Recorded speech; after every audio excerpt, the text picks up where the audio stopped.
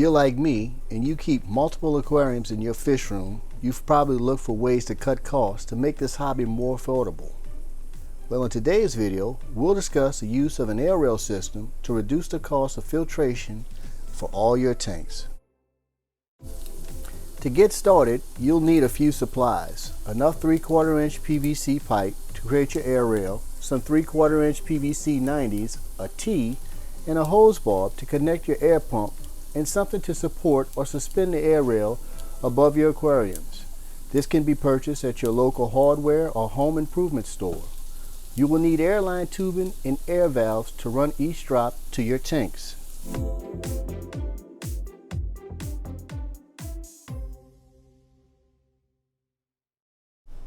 And finally, you'll need some sponge filters and an air pump. I personally use a linear air pump as it is very quiet. Depending on the size of your fish room and the number of drops you need, you may consider using a blower. I purchased all these supplies at Gemco, an online retailer. The process is pretty straightforward. Measure the area where your aquariums are located and determine how high you want to suspend the air rail above your aquariums. I would recommend 12 to 18 inches above the aquariums to allow for clearance above the tanks. Once you have your measurements, you can dry fit the rail to see if the layout is adequate.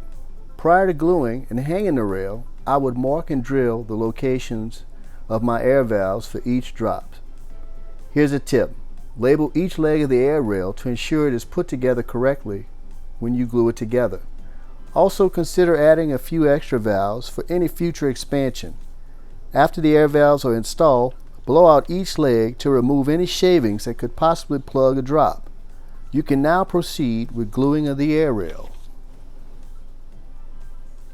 When installing your hangers, remember the type that holds the rail securely to a wall are less forgiving if your valves aren't perfectly aligned. Once the rail is suspended, you can begin the process of running your airline from the rail to each drop in your tank. When you choose the airline tubing, I'd go with the silicone type because it stays pliable longer than a plastic. And always allow a little extra. This will come in handy down the line when you begin to do maintenance on your sponge filters.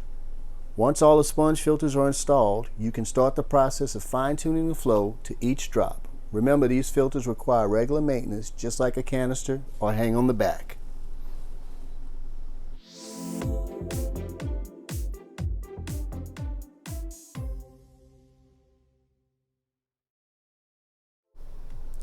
Let's look at some of the pros and cons of this system.